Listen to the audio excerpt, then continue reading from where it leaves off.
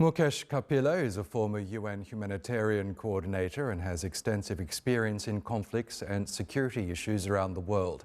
He served in the UK's Foreign Office and is now an Emeritus Professor of Humanitarian Affairs and Global Health at the University of Manchester. He joins us now from Geneva. Welcome to the programme, Professor. President Trump claims that he has helped stop multiple wars, yet fighting has resumed in places like Thailand and Cambodia. From your experience, how do we judge whether a peace effort is real or just rhetorical? Well, I think peace is a very, very big word.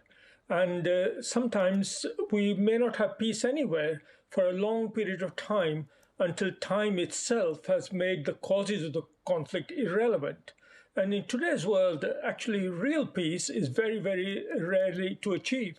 Now, President Trump's efforts are more concerned with stopping bloodshed, whether it's in Ukraine or in Cambodia, Thailand situation, or in the Central Africa. And whether or not that results in peace in the long term depends on the parties that are fighting. It is not up to President Trump. But on the other hand, using his White House leverage, if he can reduce the violence in these places, cool heads, bring humanitarian relief to the people suffering, then these are good efforts, even if the ceasefires that follow are only short-lived.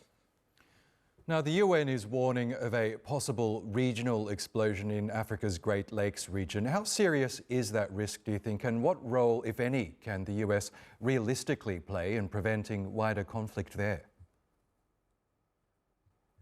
I think the explosion in the Sahel, North Africa, that banned has already happened, because we have Sudan at the center of it, and then we have all the other conflicts and coups in the Sahel, and of course we have Ethiopia, Eritrea, Yemen on the other side. So I'm not sure we're going to have a big, massive explosion, but we are going to have the coalescence of these particular conflicts. And this means that we have a band of instability cutting across Africa, violent instability. Now, what the Americans can do is to tackle each of these conflicts using their leverage, because although they're all in the same continent, the causes are quite different in the different places, and they require their own individual attention. And this is, I think, what the Americans can do in terms of, for example, applying pressure on those who are fueling the Sudan conflict. For example, looking at the peculiarities of the resource conflicts that are underlying Congo and Rwanda.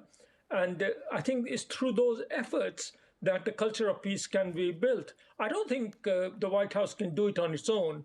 And it really needs the others, for example, the African Union in this case, to be able to add their bit of it, not just to ride freely on the coattails of the White House. And quite honestly, the other parties are doing zero in this case. And so putting all the burden on Trump and the White House, I do not think serves the region well. And what about Trump's role in Gaza? Because there appears to be no clear plan or timeline despite repeated announcement. What does this lack of structure mean for any credible US-led peace process?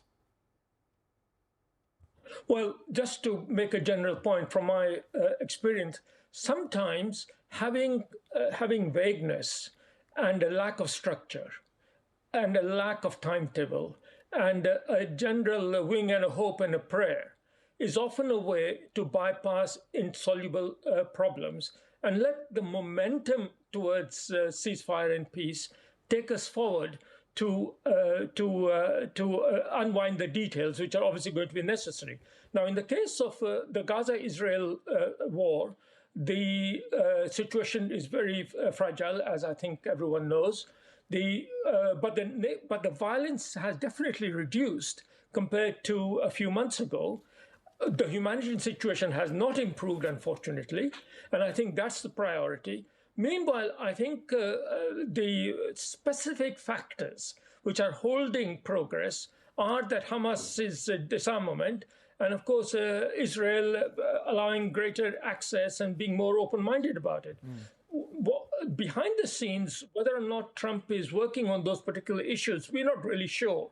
But I am, as we stand now, cautiously optimistic that we may not have easy solutions or peace very soon.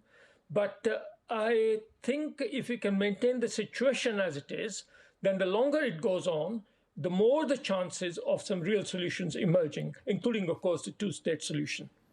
And Professor, overall, is Donald Trump's approach to diplomacy, which is highly personal, public and transactional, effective in today's complex conflicts, or does it risk making situations more unstable?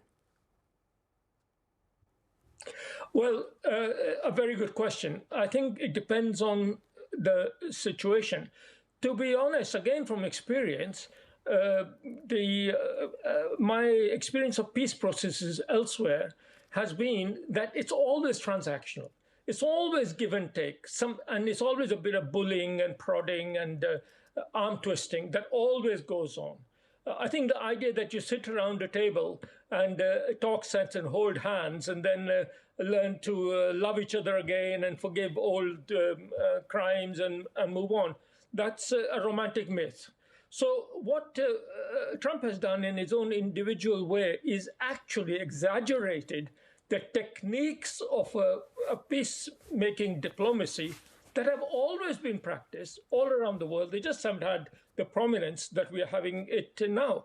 Now, considering the US's leverage, I think that's the right thing to do, because I can't imagine, in the absence of the UN, which is powerless, regional organizations which are themselves embroiled in taking sides on one side or the other. It requires some kind of superpower approach to try and break through the impasse that we have now.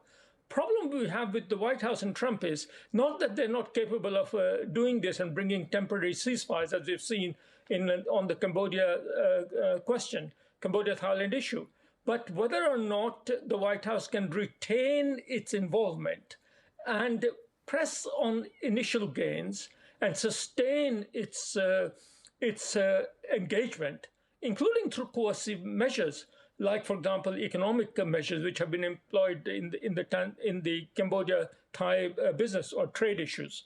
So whether or not Mr. Trump has that strategic patience is the real challenge. And we're seeing this in the case of Ukraine, Russia, for example, which is far more complicated. And I'm not sure you can compare the Ukraine-Russia war with all the other wars because of the special dynamics. Remember that Western Europe is also involved in this. So it's not just two sides, Ukraine and Russia.